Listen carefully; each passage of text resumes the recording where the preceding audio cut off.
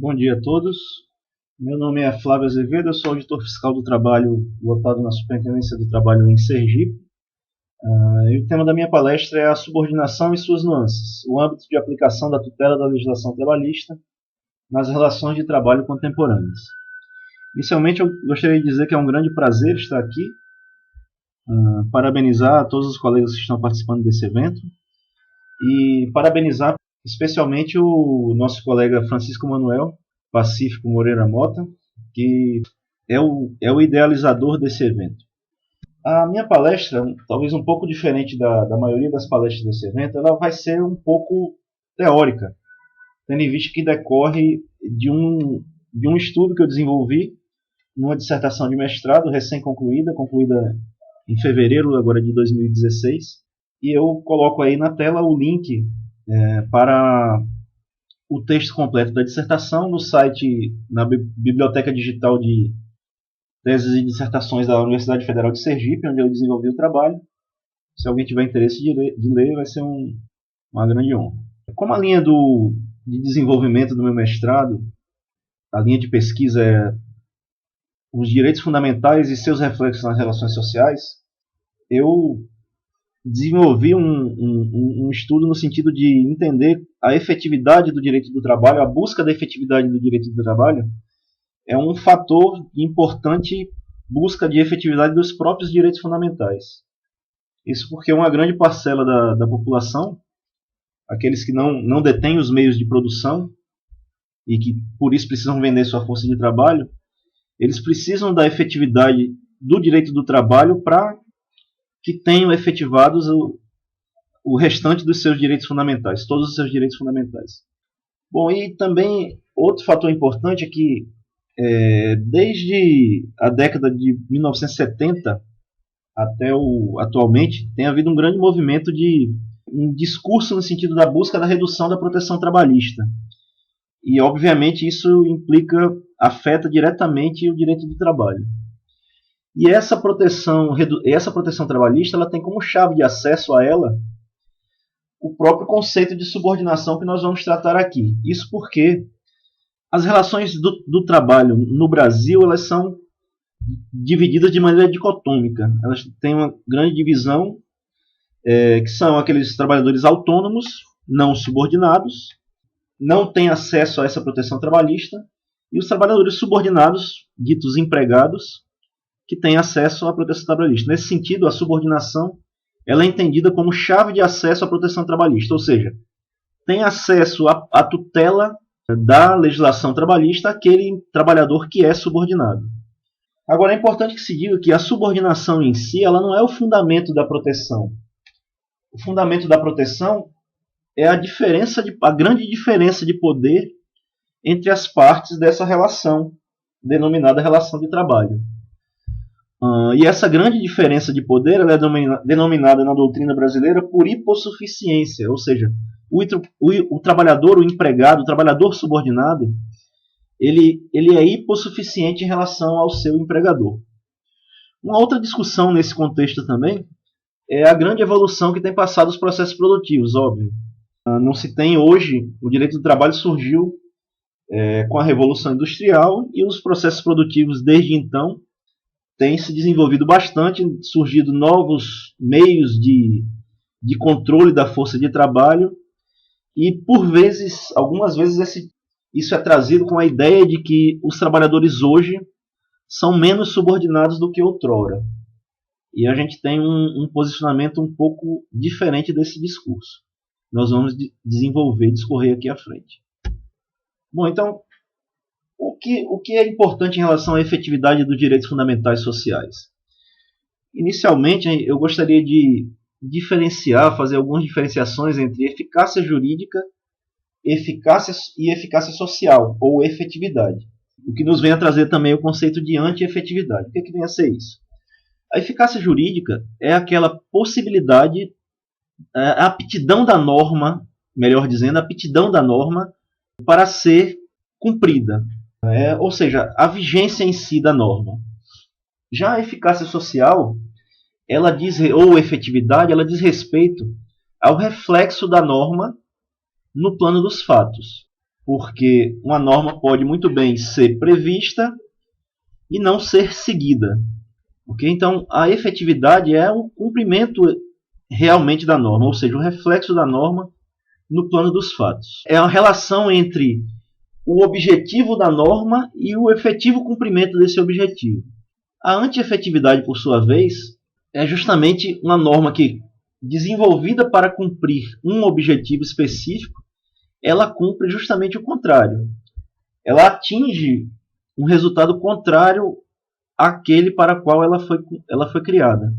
Um exemplo muito simples aqui, se a gente entendesse que estavam havendo diversas mortes por acidente no trânsito, e aí foi criado um cinto de segurança que, na verdade, chega-se à conclusão, a norma exigindo a obrigatoriedade de um determinado cinto de segurança, que se chega à conclusão que, na verdade, o cinto de segurança está matando mais, eu estou dando um exemplo bem absurdo para que fique claro, que o cinto de segurança está matando mais do que salvando vidas, ou seja, a norma foi criada para proteger as pessoas no trânsito e está causando resultados piores.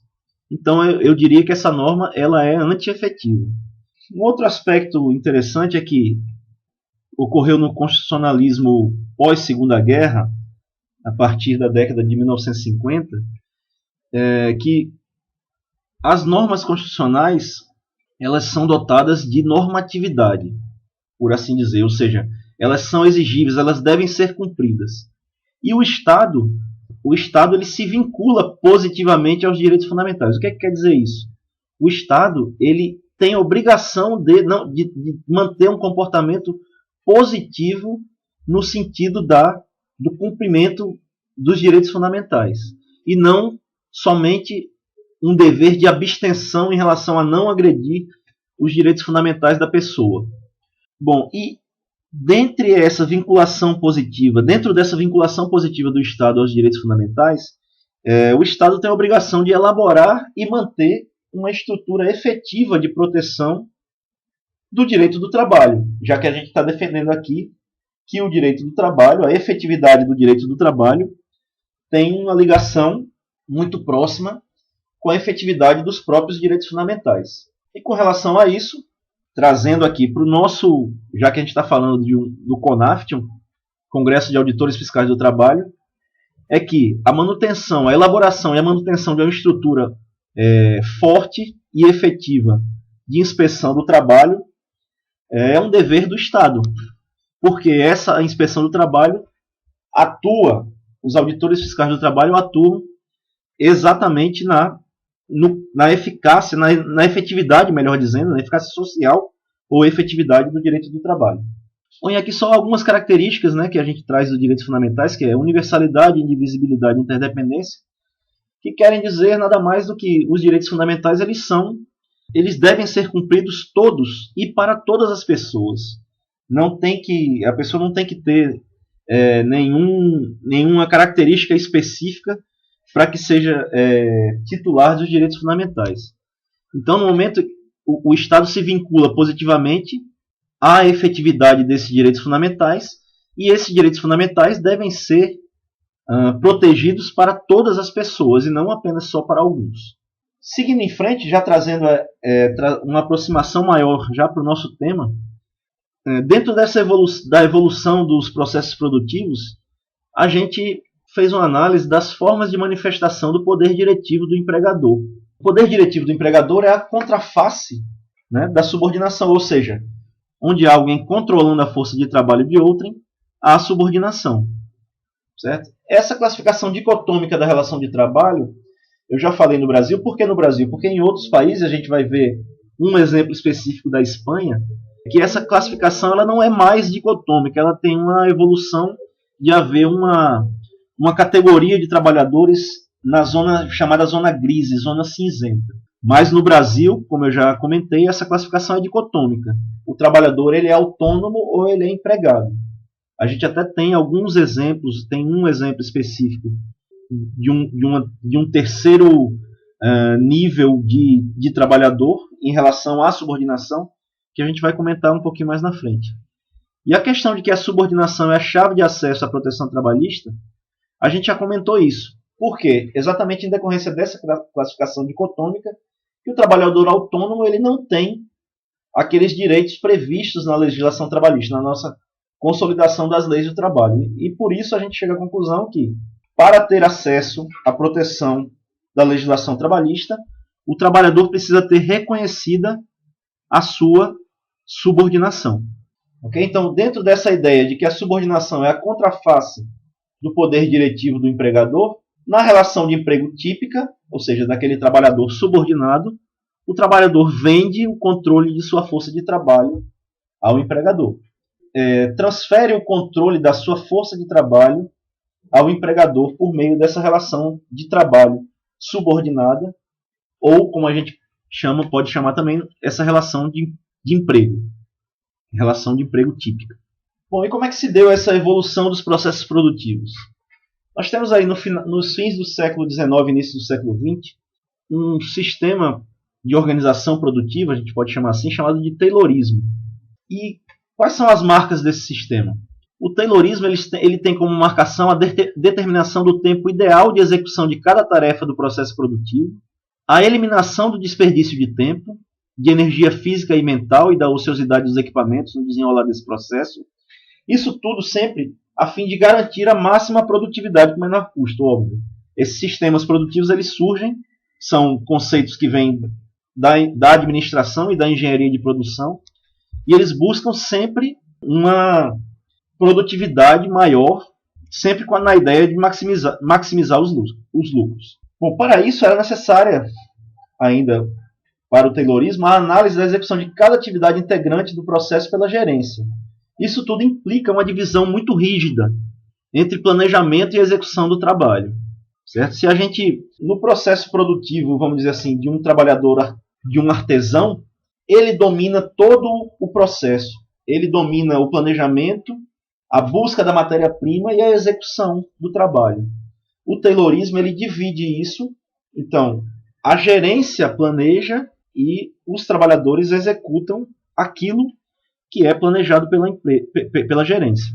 Não é difícil a gente concluir daí que, com isso aí, vai aumentando a necessidade de controle da força de trabalho.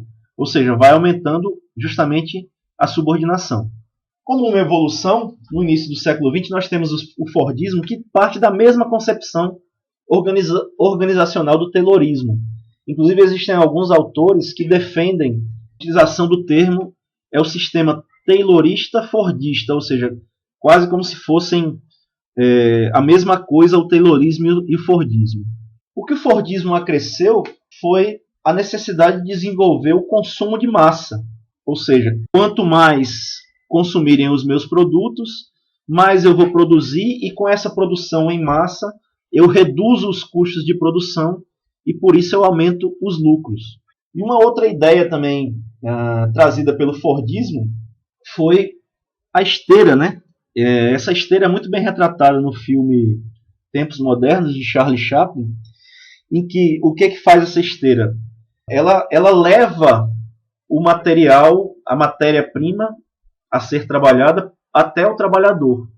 E com isso, a gerência ela consegue aumentar a velocidade de produção, simplesmente aumentando a velocidade dessa esteira. Isso é retratado no filme Tempos Modernos, em que em determinado momento do filme, o gerente, observando os trabalhadores, não está satisfeito com a velocidade de produção, e aí aumenta a velocidade da esteira e o trabalhador passa a ter que desenvolver aquele trabalho dele de uma maneira mais rápida, diversos esforços repetitivos em sequência e mais rapidamente. E, por último, o toyotismo, que surgiu a partir da década de 1950, essa separação rígida entre planejamento e execução do trabalho, ela sofre uma mitigação devido ao envolvimento completo do trabalhador na busca da melhoria do processo produtivo. Certo? Então, ou seja, o trabalhador passa, inclusive, a desenvolver mais de uma tarefa, a ser capaz de desenvolver mais de uma tarefa, e com isso ele tem uma concepção maior do processo como um todo. E uma outra ideia trazida também pelo toyotismo é a produção just in time. O que é isso? É a produção que é totalmente dependente, acionada pela demanda. Então a gente tem Fordismo com a produção em massa eu produzo muito e preciso desenvolver o mercado para consumir essa produção minha, enquanto que aqui no toyotismo a gente tem a demanda é que determina a produção. Ou seja, eu vou produzir aquilo que já está vendido praticamente. Isso reduz uma série de custos com a guarda da produção, estoque de produção e assim por diante. Ocorre que a ideia da produção just in time, ela precisa que as linhas de produção elas sejam, e os trabalhadores, consequentemente, sejam muito mais flexíveis e adaptáveis a um novo tipo de serviço. Então, agora eu produzo algo, um modelo de carro, por exemplo, sendo que esse mesmo trabalhador e essa mesma linha de produção ela tem que estar rapidamente adaptável a amanhã produzir um outro modelo de carro, porque é o modelo que a demanda exige naquele momento. Ocorre que essa flexibilização do trabalho, que muitas vezes no discurso atual de alguns autores, ela é defendida como uma maior flexibilidade do trabalhador, na minha visão, ela chega a exigir uma maior subordinação do trabalhador, paradoxalmente. Por que isso? Porque o comando dessa flexibilização, o comando dessa flexibilidade da linha de produção, não está nunca nas mãos do trabalhador, mas sim nas mãos do empregador. Ou seja, o empregador é que interpreta a demanda e que flexibiliza o trabalhador, e o trabalhador, como ele tem que estar facilmente adaptável, né, ele se torna, de certa forma, mais subordinado até do que o trabalhador que não necessita dessa flexibilidade, já que ele tem que estar a qualquer tempo aguardando esse comando para exercer a sua flexibilidade, se a gente pode dizer dessa forma. E uma outra característica do sistema toyotista, e que influencia uma série de organizações empresariais até hoje, é a organização em rede de empresas. Como é que funciona isso? As empresas elas são dispostas em diversos níveis de contratação, em que existem uma empresa central, que por vezes é chamada de empresa líder, que normalmente ela emprega os trabalhadores mais qualificados e escolarizados, que têm melhores salários e melhores condições de trabalho, consequentemente, e com contratos de trabalho mais estáveis. Só que essa produção e esses trabalhadores da empresa líder, eles trabalham principalmente na concepção do produto, ou seja, no comando, na concepção e no controle da produção, certo? E aí a gente tem um segundo nível de empresas, que vai ter o segundo nível, o terceiro nível, um quarto nível de empresas, e que a partir do momento em que a gente se afasta dessa empresa líder, ou seja, se a gente vai para o segundo nível de empresa, a gente vai ter trabalhadores um pouco menos qualificados, e no terceiro menos ainda, e assim a gente vai tendo os postos de trabalho precários sendo empurrados para a periferia dessa organização empresarial em rede. Essas empresas periféricas, elas são as responsáveis pela produção em si, vamos dizer assim, né? Então, no segundo nível de empresas, a gente vai partindo para postos de trabalho de trabalhadores menos qualificados e vai reduzindo a sua remuneração, consequentemente, e também as condições de trabalho. E essa rede de empresas ela é utilizada, a gente vai ver isso muito bem na discussão que eu vou fazer em relação à produção têxtil. Essas empresas intermediárias elas funcionam como meio de difusão das ordens e de controle da produção a partir da empresa líder para as empresas da extremidade, as empresas da periferia. Então, como eu disse, a gente fez alguns estudos de caso, e no texto da dissertação eu discuto alguns casos. Como é que funciona a produção em rede na indústria têxtil? Essa análise ela decorre de algumas ações fiscais que foram feitas pelo pessoal da Superintendência de São Paulo na produção têxtil que se desenvolve ali na região da cidade de São Paulo, sua região metropolitana. Então, regra geral, há essa organização empresarial em rede. Tem uma empresa líder, que é responsável por conceber o produto. Então, a gente sabe que na indústria têxtil, essa questão de moda, mudança de coleção, inverno, verão e tal, essas empresas líderes elas são as responsáveis por conceber o produto e, durante a inspeção, foi verificado a total ingerência nos processos de criação e produção das peças de roupa.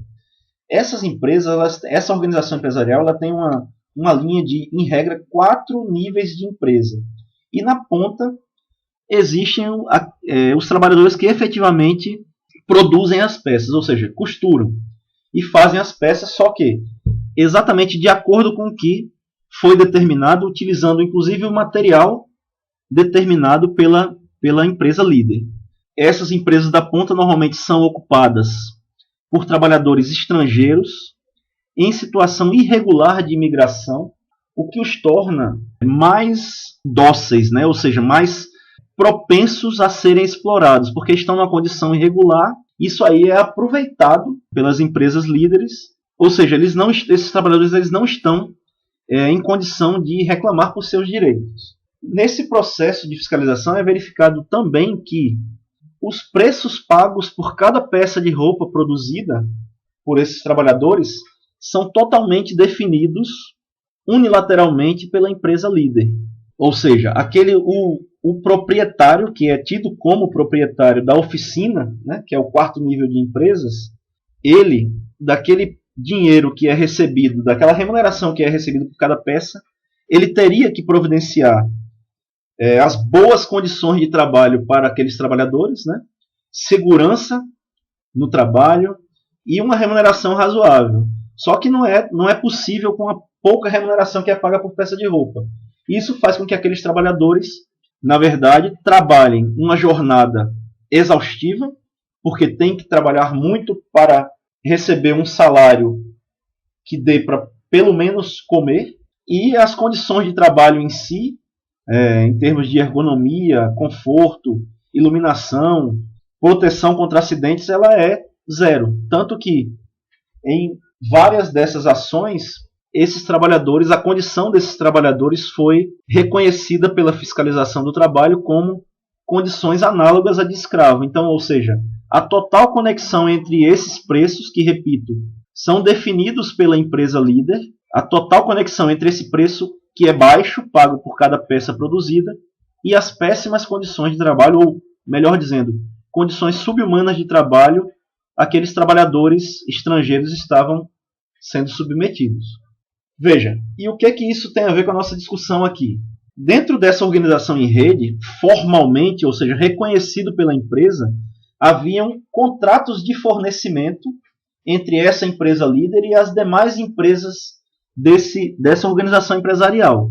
Ocorre que, pelo fato de haver total ingerência, como eu já falei anteriormente, total ingerência nesses processos de produção e criação, dentro de uma visão mais ampla de subordinação, que a gente vai ver logo mais à frente, esses trabalhadores lá do 4º nível de empresa, apesar de nem conhecerem os proprietários ou os gerentes dessa empresa líder, eles funcionam como uma célula daquela empresa e devem ser empregados dela. Por quê? Porque eles fazem nada mais, nada menos do que exatamente a empresa líder determina. Ou seja, esses contratos de fornecimento entre esses vários níveis de empresa pressupõem uma autonomia de empresa. Uma empresa ela é autônoma. E ficou demonstrado tanto nos relatórios de inspeção quanto em algumas decisões judiciais que já há em relação a esses casos, que não há nenhuma autonomia, a partir do 2º nível de empresa já não há nenhuma autonomia dessas empresas para que elas sejam consideradas efetivamente como uma empresa. Ou seja, essa autonomia era apenas formal. A autonomia do 2º, 3º, 4º nível de empresas, ele é apenas formal. Ela não ocorre na realidade. Então, o que vem a ser subordinação? Nós temos aqui uma citação, que eu vou pedir a licença a vocês para trazer, do professor Jorge Luiz Sotomayor, que ele diz que identificar a subordinação nesses novos arranjos do mundo do trabalho é relevante não para se fazer uma apologia da subordinação, mas para deixar claro que ela existe e assim para que se faça necessária incidência das garantias do direito social na realidade, pois afinal foi essa ficção jurídica que se criou para identificar a relação de emprego, que por sua vez representa a expressão que retrata a exploração do trabalho alheio numa lógica produtiva. O que quer dizer isso? Às vezes a gente escuta que não, o direito do trabalho, as relações de trabalho mudou e por isso o direito do trabalho deve mudar. As relações de trabalho mudaram? Efetivamente mudaram. Só que a gente pode entender que a mudança nas relações de trabalho ela nos leva a entender a subordinação como ela ocorre atualmente. Porque, como eu já disse inicialmente, a subordinação ela não é o fundamento da proteção. O fundamento da proteção é a hipossuficiência do trabalhador. E, nesse exemplo que nós trouxemos, como em vários outros que a gente pode trazer, que esses trabalhadores são ditos como autônomos, autônomos eles não são de maneira nenhuma, eles fazem aquilo que a empresa determina e, acima de tudo, eles são hipossuficientes e, por isso, precisam de proteção. Como a subordinação clássica ela é adequada para o sistema taylorista-fordista, com a evolução dos processos produtivos, houve a necessidade de se estudar como é que ocorre a subordinação hoje. E aí, com isso, nós temos as concepções objetivas de subordinação. O que vem a ser essas concepções objetivas de subordinação? O que é que elas têm em comum?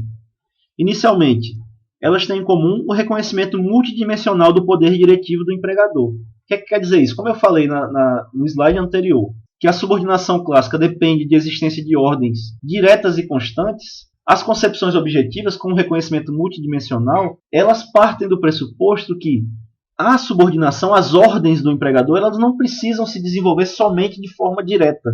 E com isso, elas chegam à conclusão que a inserção do trabalhador na organização produtiva da empresa, ela configura a subordinação. E por que isso? Porque a empresa, ela sempre na busca de lucro, sempre na busca de produtividade com baixo custo, ela precisa controlar os seus meios. Então, se a partir do momento que a atividade do trabalhador está inserida dentro da organização produtiva da empresa, ele está controlado por aquela empresa e ele faz o que ela determina. Por isso, ele é subordinado àquela empresa.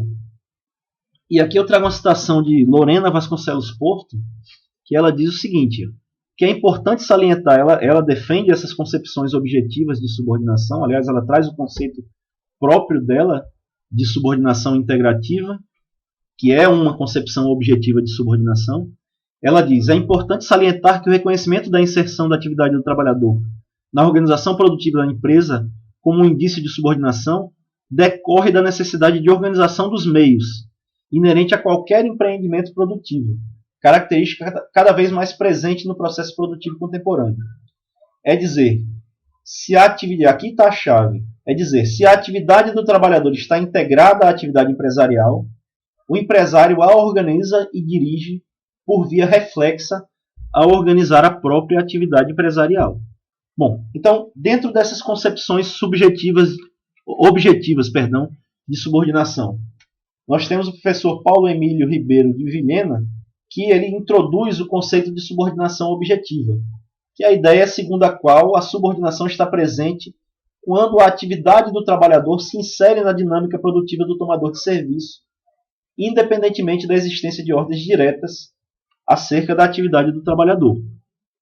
Utilizando-se da mesma ideia, o professor Maurício Godinho Delgado explicita que o acolhimento do poder diretivo do empregador pelo trabalhador se dá com a inserção deste na estrutura organizativa da empresa.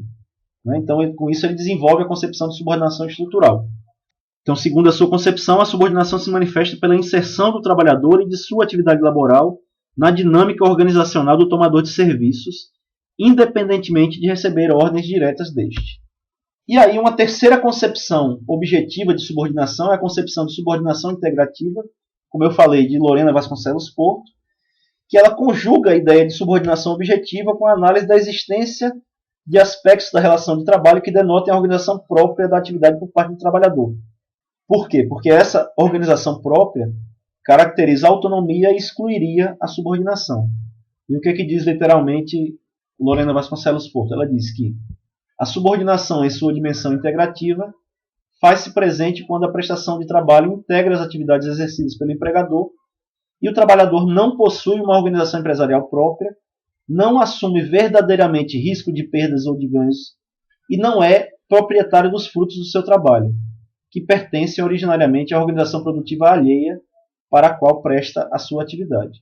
É importante salientar que essas concepções objetivas de subordinação, elas não excluem a concepção clássica de subordinação. Ou seja, se configurando a subordinação por meio de ordens diretas ou por meio da inserção do trabalhador na organização produtiva do empregador, está configurada a subordinação e, portanto, presentes os outros requisitos, obviamente, da relação de emprego, nós temos a relação de emprego típica. O problema da zona gris é a parassubordinação. O que é a parassubordinação? A parassubordinação, como conceito geral, ele surge da ideia de que a subordinação nas relações de trabalho contemporâneas ela é menor. Conceito diferente do que a gente tem entendido aqui, a gente tem defendido até aqui, nessa palestra. Mas, de acordo com a ideia da parassubordinação, esses trabalhadores estariam numa zona cinza, em que a subordinação não está muito clara, e por isso justifica o surgimento desse terceiro gênero de trabalhador, ademais do autônomo e do subordinado. No meio do caminho estaria o parassubordinado. Em primeira análise, a previsão legal desse trabalhador parassubordinado é um fator de aumento do âmbito de aplicação da tutela da legislação trabalhista. Por quê? Porque supostamente trabalhadores que estariam fora do âmbito de proteção por serem autônomos, eles vão ter alguma proteção, porque agora eles vão ser chamados de parassubordinados, né? Ou seja, a classificação dos trabalhadores da zona cinza. É importante salientar que nos países em que a parassubordinação foi instituída, a gente pode citar alguns exemplos, a Itália, a França, a Espanha, inclusive a gente vai tratar um pouco aqui na frente, vai comentar em linhas gerais como o trabalhador parassubordinado espanhol. Nos países em que foi instituída a parassubordinação, essa proteção dispensada a esse trabalhador parassubordinado é consideravelmente menor do que a proteção dispensada ao trabalhador subordinado. Portanto, se eu entender que esse trabalhador parassubordinado é tão hipossuficiente quanto o subordinado, na verdade a previsão da parassubordinação ela é um fator de redução do âmbito de aplicação. O que eu tenho que fazer, efetivamente, é reconhecer o controle do empregador, reconhecer o poder diretivo do empregador nessas relações descentralizadas e entender esse trabalhador como subordinado e aplicar a legislação trabalhista, a proteção da legislação trabalhista integralmente a ele, não apenas um pedaço dela. Certo? Ou seja, a previsão da parassubordinação ela, por reduzir o âmbito de aplicação pessoal, por reduzir o âmbito da subordinação, ela é um fator não de aumento, mas de redução da aplicação da tutela da legislação trabalhista. Bom, no Brasil não há previsão legal da parassubordinação de maneira ampla, mas há um caso, que é o do representante comercial autônomo, previsto na Lei 4.886 de 65. A gente poderia dizer que é um exemplo de trabalhador parassubordinado no Brasil, mas que tem aplicação específica para essa atividade, o representante comercial autônomo. Então, já no seu artigo 1º, ela diz que ela se aplica a representantes comerciais que não se enquadram em uma relação de emprego. Ou seja, configurada a subordinação no representante comercial, no trabalho do representante comercial, ele é reconhecido como representante, como um vendedor, e não como representante comercial autônomo. Bom, e quais são os direitos? Ou seja, pelo fato dessa lei 4886 de 65 prever alguns direitos, como esses que eu estou colocando aqui, pré-aviso de pelo menos 30 dias para rescisão do contrato de representação, prazo para pagamento das comissões, dia 15 de cada mês, prevê, olha que interessante, a natureza de crédito trabalhista aos valores devidos ao trabalhador, no caso de falência do representado. Então, por prever alguns direitos bem menores, uma proteção bem menor do que o subordinado, a um trabalhador reconhecidamente autônomo, a gente pode dizer que é um exemplo de trabalho parassubordinado no Brasil, mas, repita-se, aplicado restritivamente a esta atividade de representante comercial. Agora, a despeito disso, a gente traz aqui, olha que interessante, o reconhecimento da parassubordinação é uma relação de emprego não enquadrada na lei do representante comercial autônomo, que é justamente no contrato de parceria de cabeleireiro. É uma decisão do TRT da 16ª Região que verificou a parassubordinação numa relação de um cabeleireiro a despeito da não previsão legal do trabalho parassubordinado de maneira ampla, ou seja, para essa atividade de cabeleireiro no Brasil.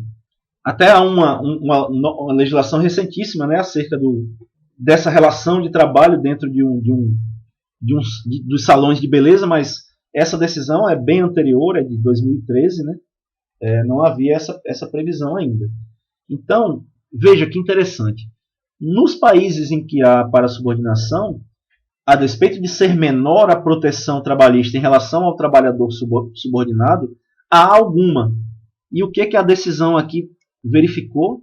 Ela entendeu que o trabalho era parasubordinado para dizer que o trabalhador não tem vínculo nenhum, ou seja, é autônomo. Se eu estou defendendo aqui que a aplicação do trabalho parasubordinado naqueles países em que foi prevista, e na dissertação eu faço essa discussão assim, da redução do âmbito de aplicação da proteção trabalhista em decorrência da parasubordinação, essa decisão é ainda pior. Por quê? Ela entendeu a parasubordinação para dizer que o trabalhador é autônomo sem direito a qualquer proteção.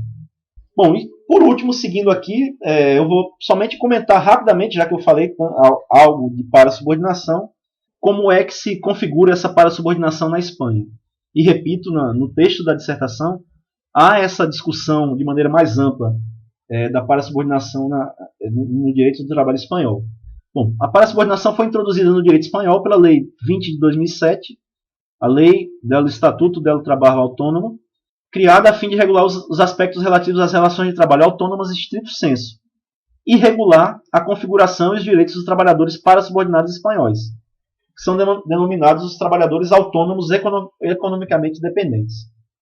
Bom, os contornos gerais dessa figura são a prestação pessoal de serviços por trabalhador autônomo e o fato desse trabalhador depender economicamente de um cliente porque pelo menos 75% de sua remuneração é proveniente de sua relação com este cliente. Veja, pelo menos 75%, ou seja, esse trabalhador autônomo ele pode ter seus ingressos, sua remuneração, desde 75% até 100% de um mesmo cliente. Ou seja, trabalha exclusivamente para aquele cliente e é denominado parasubordinado. O que a gente defende é que a gente e diversos autores espanhóis, como tem diversos autores que defendem a parasubordinação também, o que a gente defende é que a dependência econômica, justamente pelo fato de que 75% pelo menos dos ingressos dos trabalhadores são recebidos de um mesmo cliente, demonstra a inserção do trabalhador na estrutura organizacional da empresa, o que configura subordinação no contrato de trabalho, desde que a gente tenha essa concepção multidimensional de subordinação que a gente defendeu. E além do mais, alguém que depende economicamente de determinada empresa, ele é hipossuficiente em relação a ela. Nessa perspectiva, a dependência econômica torna o trabalhador parasubordinado tão hipossuficiente quanto o subordinado. E aí, seguindo, a gente vai ver justamente comparar um pouco como é que são os direitos dos trabalhadores parasubordinados espanhóis em relação aos subordinados. Veja, inicialmente, a própria Lei 20 de 2007 diz que o regime jurídico dos TRADs é o dos trabalhadores autônomos, certo? Porque ela diz que a legislação dos trabalhadores subordinados somente lhe será aplicada quando expressamente estiver previsto em lei. Ou seja, o trabalhador parasubordinado ele é autônomo e o seu regime é o de trabalho autônomo.